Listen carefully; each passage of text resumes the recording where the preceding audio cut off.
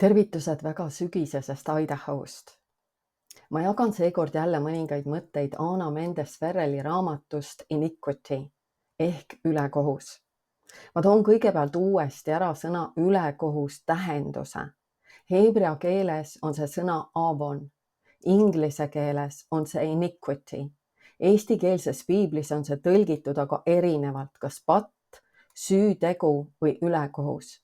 Siia alla käivad ka perekonna ebajumalad ehk traditsioonid, mida me kanname ühest põlvest teise.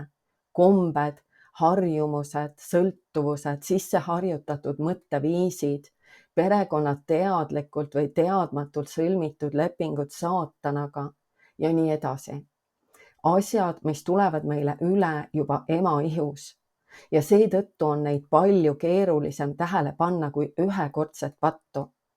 Lühidalt on sõna ülekohus tähendus Jumala sõna vastased, hoiakud ja kalduvused. Ülekohus on inimese vaimus eostatud kuri seeme, mis vastutab tema elu jooksul toime pandud patuse tegevuse eest. Piibel räägib kahest erinevast seemnest, mis on üksteisega vastuolus. Ja esimese Moosese 3.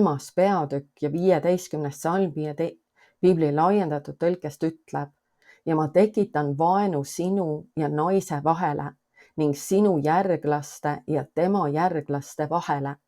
Ta muljub su pea ja tallab selle oma jalge alla. Sina aga varitsed teda ja salvad tema kanda. Need seemned esindavad kahte olemust. Üks on teemonlik, mis tuli langusest, ja teine on jumalik, mis sai istutatud meie vaimu, kui andsime oma elu Jeesusele üle. See on Abrahamile antud tõotuse seeme ja Galaatlastele 3:16 piibli laiendatud tõlkest ütleb: nüüd anti tõotused, lepingud, kokkulepped välja ja anti Abrahamile ja tema seemnele, tema järglasele, tema pärijale. Ja Jumal ei ütle ja seemnetele, järglastele, pärijatele, justkui viidates paljudele isikutele, vaid sinu seemnele, sinu järeltulijale, sinu pärijale, viidates ilmselgelt ühele isikule, kes on ei keegi muu kui Kristus, Messias. See jumalik seeme sünnib meie vaimus. Kui meie alistume Kristusele ja võtame vastu selle, mille tema meie heaks ristil tegi. Sellest hetkest alates eksisteerib sisemine konflikt meie liha ehk meie uuendamata hinge ja meisse vast istutatud jumaliku seemne vahel. Liha ehk uuendamata hinge toidetakse ülekohtuga ja ta näeb kõvasti vaeva, et võita. Kristuse elu aga võitleb lihaga, hävitades selle ja andes meile võimaluse elada vaimus. Nüüd, mis on liha? See on hoone, mille kurat meie hinge ehitas, kasutades ülekohut, et pöörata meie süda ära Jumala teelt. Sünnist alates siirdus ülekohus meie vaimu ning hakkas rikkuma meie südant arutlemise kaudu. Selle, mida me enda kohta usume, kuidas me end arendame, kelle või mille peale me oma lootuse paneme ja nii edasi. Liha on keeruline struktuur. See on meie sisemine kasvatus langenud olenditena, kus kurat valab meisse kogu ülekohtu vaimse pärandi, et viia täide tema, mitte Jumala plaanid. Kuradi ülesanne on pöörata meid eemale Jumala jumalikust õigusest ning suunata meid valima omaenda langenud viisid käitumise ja eneseõigustamise lipumärgina. Ja vaatame laulu 58, salmid 1 ja 2 piibli laiendatud tõlkest. Kas teie vägevad tõepoolest räägite vaikidest õigust? Või on õigus ja õiglus, mida ta peaks rääkima, üsna nüri?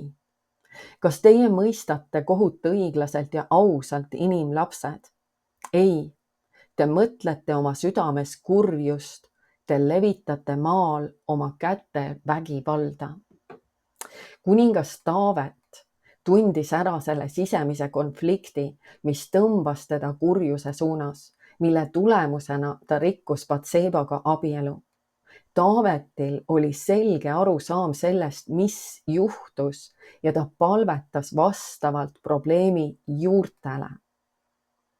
Vaatame, kuidas kõige kõrgema valgus näitab Taavetile selgelt erinevust ülekohtu, mässumeelsuse ja patu vahel. Taavet mõistis, et tema patuse käitumise põhjus oli sügavam kui lihtne pinnapealne patt, mistõttu ta kirjutas laulus 51, salmid 1-6 piibli laiendatud tõlkest ja eestikeelses piiblis on need salmid 3-8. Jumal halasta minu peale oma vankumatu armastuse kohaselt. Kustuta mu üleastumised oma halastuse ja helduse rohkuse järgi. Pese mind põhjalikult ja korduvalt mu ülekohtust ja süüst ning puhasta mind ja tee mind täiesti puhtaks minu patust. Sest ma olen teadlik oma üleastumistest ja tunnistan neid. Mu patt on alati minu ees. Sinu vastu üksi olen ma pattu teinud ja teinud seda, mis on sinu silmis kuri. Nii, et sa oled oma kohtuotsuses õiglane ja veatu. Vaata, ma sündisin ülekohtus. Mu ema oli patune, kes mind eostas ja mina samuti olen patune. Vaata, sa ihaldad tõde mu sisemises olemuses, siis pane mind tundma tarkust mu sügavaimas südames. Siin näeme, kuidas ülekohus antakse meile edasi juba ema ihus, vaimse DNA kaudu ja kuidas see pidevalt lihast toitub, kui seda meie olemusest ei puhastata.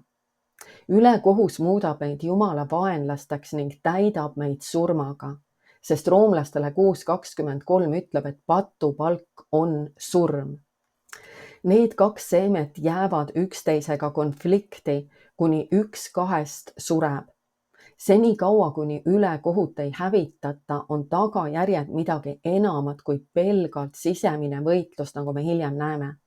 Ülekohus lähtub inimese vaimust ja kujundab liha kindla struktuuri järgi ning väestab seda. Ülekohus avaldub hinges, luues tihedaid loore, mis takistavad meid tõhusat vaimset elu arendamast. See on jõud, mis tõmbab meid elama oma enda mõtetes ja südames ning muudab meid sõltuvaks pigem meie enda kui Jumala mõtteviisidest. Ja galaatlastele 5. peatükk salmid 19-21 piibli laiendatud tõlkest. Nüüd on lihateod selged, ilmselged. Need on ebamoraalsus, ebapuhtus, sündsusetus, ebajumala teenistus, nõidus, vaen, tülid, armukadedus, viha, isekus, lahkhelid, parteivaim, fraktsioonid, eriarvamustega sektid, ketserlused, kadedus, joobumus, pummeldamine ja muu selline. Ma hoiatan teid juba ette, nagu ma varemgi seda tegin, et need, kes seda teevad, ei päri Jumala riiki. Need on ainult viljad, välised tõendid harjumuste ja paradigmade struktuurist, mis on meie elu aastaid juhtinud ja mida saab hävitada ainuüksi Jumala vaimu väe läbi. Halva vilja kõrvaldamine on vaid väline muutus. Selle suurepärane näide on alkohoolik, kes tuleb Kristuse juurde ja lõpetab joomise. Sellegipoolest, kui ta ei seisa kunagi silmitsi valu, kibeduse, mässumeelsuse juurtega, mis teda kontrollisid, tõmbab patu taga olev ülekohtu jõud teda paratamatult muude patuste käitumisviiside sisse. See on nii sellepärast, et tema südamesse on salvestatud sõnum. Sa pead põgenema, sa ei suuda valuga toime tulla. See on see, mida ta on enda kohta otsustanud ja see on toidetud ülekohtu poolt ning avaldab järele andmatut survet tema lihale. Selle tulemusena, selleks, et vältida oma valu, langeb ta lõpuks valede, abielu rikkumise või küberpornograafia pattu. See inimene usub, et ta on alkoholist vaba, kuid tegelikult lõikas ta ära vaid välise vilja. Ta ei asunud mitte kunagi oma probleemi juurte kallale. Kui mina tulin Jumala juurde, olin ma võidelnud buliimiaga teismeeast saati. Ma ei suutnud buliimia üle mitte mingisugust kontrolli saavutada. Ma langesin jätkuvalt sellesse lõksu tagasi. Minu tähelepanu oli buliimial ja mitte selle juurtel. Ma kitkusin jätkuvalt ära umbrohu pealseid, kuid juured jäid ikka sisse ja tootsid edasi täpselt sama vilja, mida enne. Ma ei saanud siis aru, et buliimia oli minu viis üritada hakkama saada sisemise valu ja hüljatustundega. Ma üritasin selle kaudu põgeneda valu eest. Ma ei osanud ja arvatavasti ma ka ei soovinud selle valuga silmitsi seista. Kui ma tulin Kristuse juurde, saavutasin võidu buliimia üle. Ma tegin seda Kristuse abiga, kuid ma ei mõistnud siis, et ma lõikasin ära vaid ülekohtu pealse, kuid ülekohtu juur, mis oli hoopis midagi muud, jäi ikka minu ellu ja mõjutas mind jätkuvalt edasi, lõigates ära Jumala parima minu elu jaoks. Samas ei olnud ma beebikristlasena võimeline tegelema selle ülekohtu juurega. See oli niivõrd sügav. See oli valu, mida olin lapsepõlvest saati endas kandnud isa poolt hüljatud saamise tõttu. Jumal hakkas buliimia juurtega minu elus tegelema alles palju hiljem, siis kui ma olin Kristuses juba piisavalt kasvanud ning võtsin järjepidevalt aega, et õppida tundma Jumalat ja tema sõna. Pindmise osa või nähtava patu pügamine on vaid meie endi katse end ise pühitseda, kuid sellest ei piisa. Seetõttu on kirikus niivõrd palju pettumust, hukkamõistu, silmakirjalikkust. Jumal igatseb valgustada meie arusaama nendest ülekohtu juurtest, et saaksime kätte oma tõelise pärandi, Jeesuse poolt ostetud küllusliku elu. Jumal tervendab ja vabastab meid samm-sammult, vastavalt meie vaimsele kasvule. Ta ei tee seda ühe korraga, sest me ei oleks võimeline sellega toime tulema. Sellepärast ei saa me ka öelda, et ma juba tegelesin selle või tolle patuga, kui ma Jumala juurde tulin.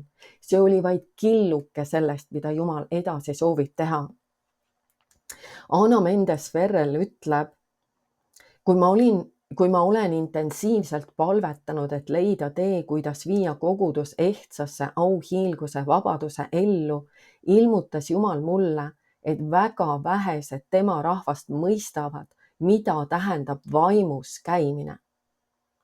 See elu ei seisne igal pühapäeval või isegi iga päev kirikus käimises, ei piibli pähe õppimises ega kirikus teenimises. Vaimus käimine on seotud sellega, kuidas me oma vaimse olemuse iga valdkonda arendame. See on üleloomulik elu, mida juhib täielikult Jumala vaim. See on Kristuse nähtav ilming meie elus ja patukogumiku täielik hävitamine, mida, nagu me teame, nimetatakse ülekohtuks. Mitmed aastad tagasi küsis Jumalt minult küsimuse: Eve, kas sa tuled sügavamale minuga? Ma olin sellest küsimusest veidi ehmunud, sest ma ei mõistnud, kus see sügavam paik on, kuhu Jumal mind kutsub. Ma pelgasin, et kui ma hakkan kuhugile sügavamale minema, siis eksin hoopistükkis ära. Kuid samas ma teadsin väga hästi, et ma ei ütle kunagi ei Jumalale. Ütlesin siis, et jah, tulen sinuga sügavamale. Seejärel näitas Jumal mulle, et kui mina soovin minna sügavamale tema südamesse, siis tuleb mul minna sügavamale oma enda südamesse. Mul tuleb ühes püha vaimuga hakata oma hinge pimedatest nurkadest esile tooma asju, millega ma silmitsi seista ei soovinud. Jumal ütles, et ma ei saa mitte kuidagi minna sügavamale tema südamesse, ilma et ma läheksin sügavamale omaenda südamesse. See on Jumala ja meie koostöö. Me oleme loodud osaduse jaoks. Me oleme loodud elamas sügavas osaduses oma loojaga. Seepärast ei või me jääda pinnapealseteks kristlasteks. Pinnapealsed kristlased käivad küll kirikus ja palvekoosolekutel ja loevad sõna, kuid nad ei palu, et püha vaim juhiks nende elu. Nad ei palu, et püha vaim aitaks neil puhastada nende südamete pimedad paigad ja seetõttu ei ole nende elude kaudu näha ka Jumalat. Nad üritavad elada kristlikku elu lihas. Nad soovivad ise oma elu kontrollida. Kuid see ei ole inimese tahe, mis hävitab lihatööd, seda teeb ainult Jumala vaim. See on Jumala seeme, mis hävitab teemonliku seemne meie lihas. See saavutatakse ainult vaimse elu mõistmise Jumala läheduses aja veetmise kaudu. Kui ma tulin Jumala juurde, ei olnud mul õrna aimu ka sellest, mis osa minust on hing ja mis osa minust on vaim. Ma alustasin oma teekonda Kristuses liha tasandilt. Me kõik teeme seda.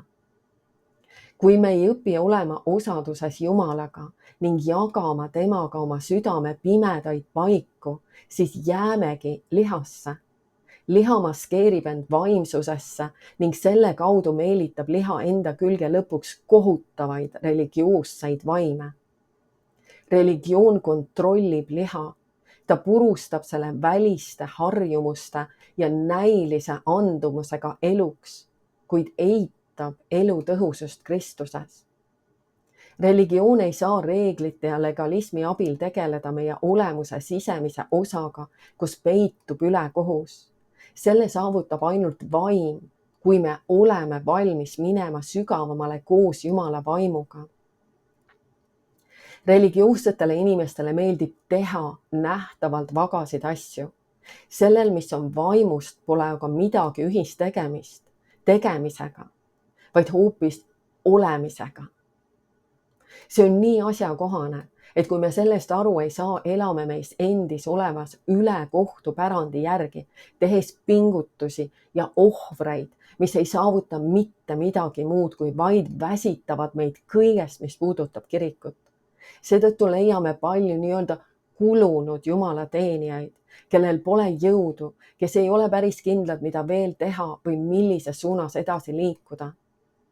Kuradi plaan on tungida Jeesuse Kristuse pühasse kirikusse religioossuse kaudu ja kontrollida seda ülekohtu läbi selleks, et tappa vaimu elu. Meil tuleb mõista, et kõik, mis ei sünni päevast päeva taevas ja mida püha vaim meile ei too, see sünnib lihast ja lõpeb surmaga. Palveid võib teha lihas mentaalsete anumistena, mis on täis nuttu, kuid millel puudub usk. Piiblit võib lugeda lihas täht-tähelt, ilma ilmutust saamata. Võltsülistust võidakse pakkuda Jumalale tühjade lauludena, mida loetakse maha ekraanilt ilma tõelise kavatsuseta Jumalani jõuda. Kõiki neid asju saab teha ainult kavatsusega teenistust pidada. Samal ajal, kui inimeste süda ei ole Jumala juures, vaid on oma enda mõtetes. Need on ülekohtupiirid, mis nüristavad vaimu tõhusa arengu. Enamikus kirikutes ei asetata pea üldse rõhku vaimu sügavuses ülistamisele, mis võimaldab tõelist läheduse voogu Jumalaga, et usklikud saaksid ammutada värsket jõudu oma vaimse arengu jaoks. Kogudusel on kalduvus seada esikohale inimeste programmid, selle asemel, et neid juhiks Jumala vaim. Isegi Jumala vaimu poolt algatatud võimsad liikumised lõpevad sageli ühel hetkel lihas, kus neid hakatakse inimliku väega edasi kiskuma, kui püha vaim on juba lahkunud ning teeb hoopis uut.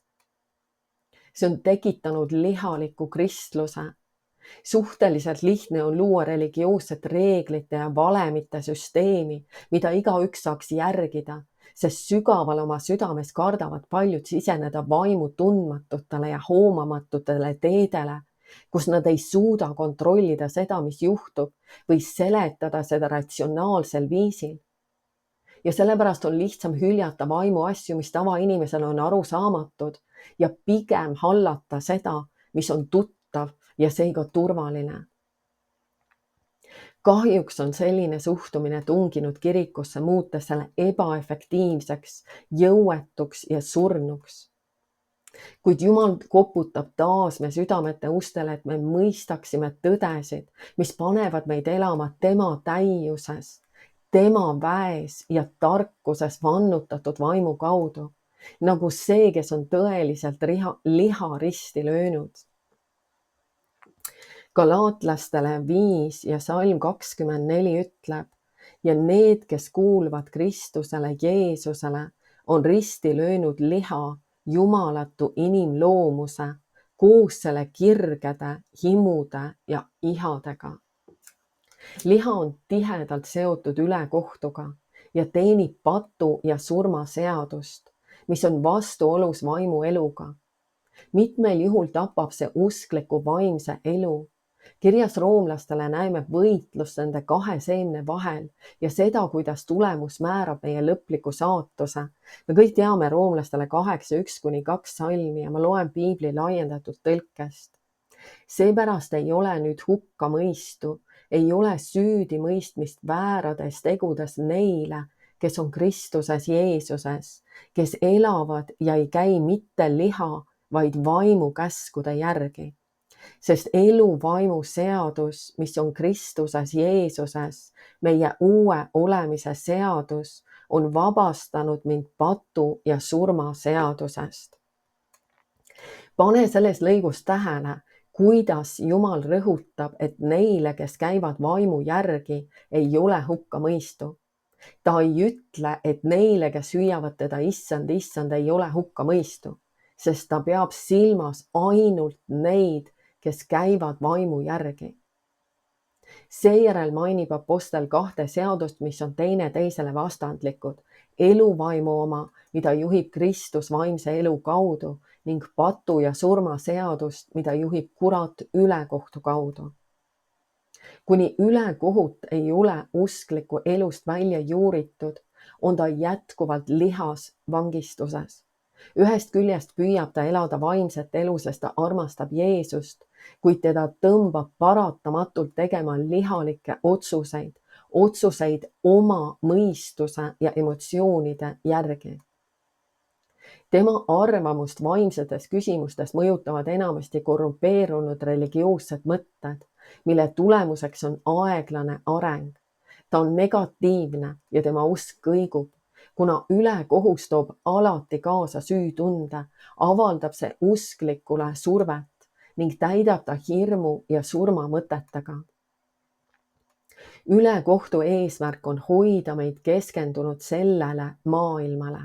See on ristivaenlane ja püüab seda igal viisil vältida.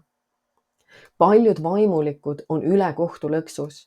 Nende teenistusel on vaimsuse välimus, kuid nad elavad selle maailma kuulsust taga ajades suurte maailma teenistuste kaudu.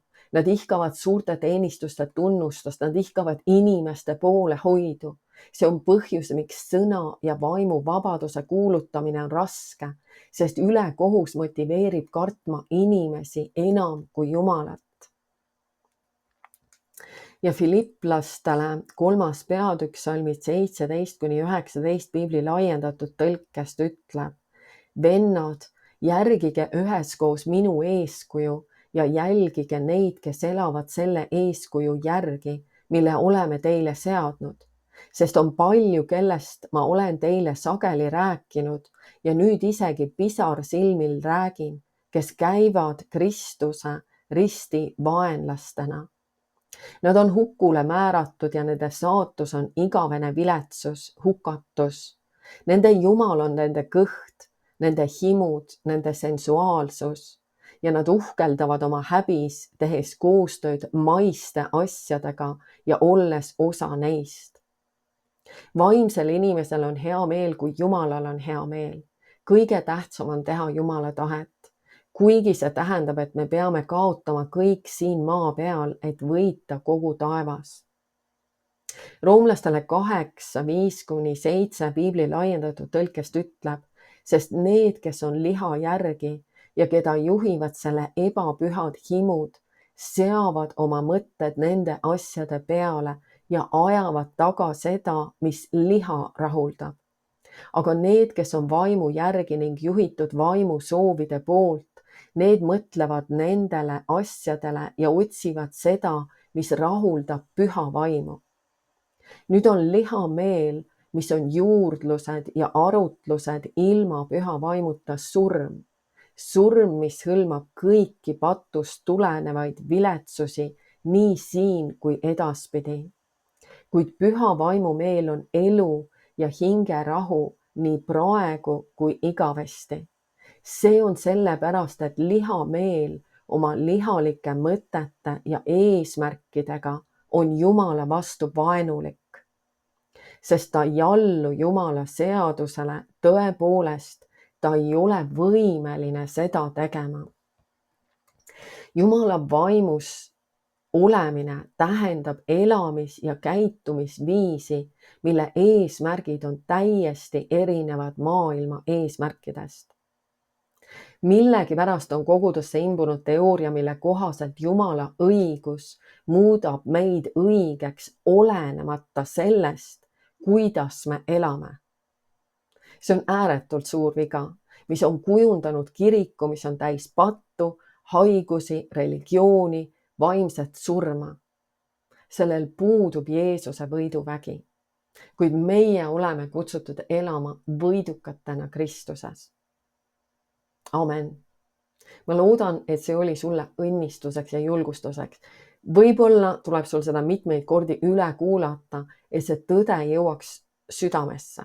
Mina ise kuulen õpetusi alati mitmeid kordi üle, et ma ei saa seda ainult oma mõistuses, seda infot, vaid see info jõuab südamesse ilmutusena ja hakkab minu elu muutma. Ole südamest õnnistatud. Amen.